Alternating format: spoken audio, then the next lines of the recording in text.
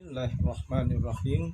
Assalamualaikum warahmatullahi wabarakatuh. Para pemirsa dimanapun berada, semoga selalu sehat walafiat dan semakin sukses serta jaya selalu buat para pemirsa semua. Amin. Barakallah, amin.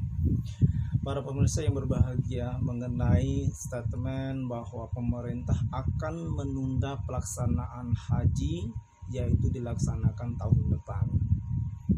Para pemirsa, perlu kita klarifikasi, kita pahami maksud dari para pemerintah, maksud dari Majelis Ulama Indonesia dan para pihak terkait yang berwenang dalam menangani ini, bahwa pelaksanaan ibadah haji dilaksanakan untuk tahun depan karena melihat situasi kondisi sosial negara kita pada saat ini, begitu juga negara-negara yang kita akan kita temui atau negara yang bertanggung jawab di dalam pelaksanaan ibadah haji ini seperti negara Saudi Arabia.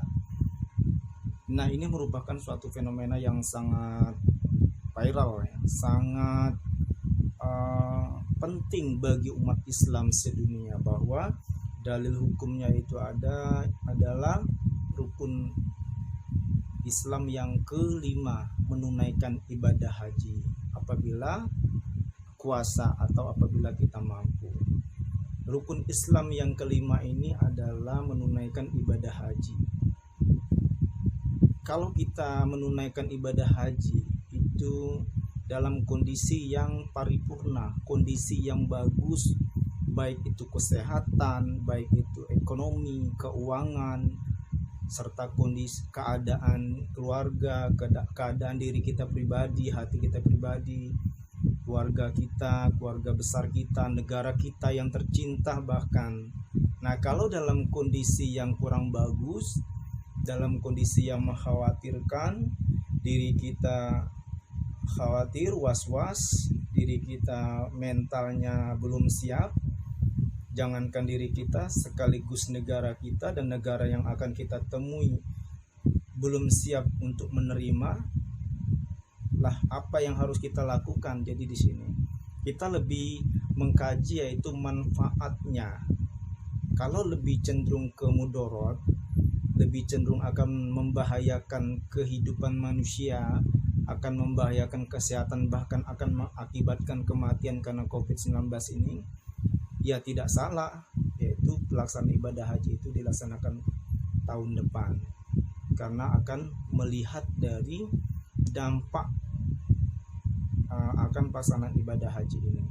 Jadi para pemirsa, para umat Islam yang sangat saya cintai, umat Islam yang sangat mulia di dunia ini, marilah kita banyak melihat dari efek positif, positifnya bagaimana, negatifnya bagaimana. Tapi kalau mengenai tentang kesehatan, keselamatan bangsa, keselamatan diri seseorang, keselamatan bangsa dan keselamatan keluarga, kalau sesuatu akan cepat mengakibatkan kematian, marilah kita harus bersiap-siap diri untuk menghindari segala sesuatu dampak perbuatan yang akan mengakibatkan kerugian yang sangat besar.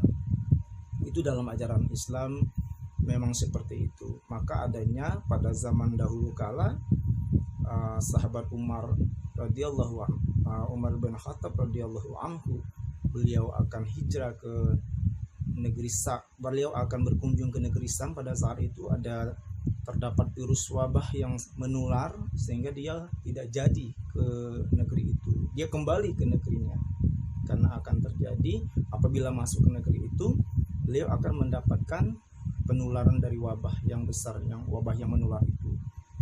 Dan begitu juga orang yang di dalam negeri itu, dalam negeri Sam itu tidak boleh keluar. Nah, itulah yang kita lakukan, PSBB, pembatasan sosial berskala besar ini ya.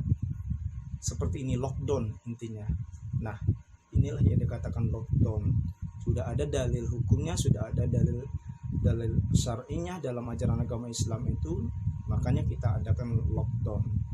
Karena kalau kita mengingkari, kalau kita tidak taat kepada aturan agama kita, tidak taat aturan tanah air kita, bahwa hubun watoni minal iman, cinta tanah air itu adalah sebagian daripada iman.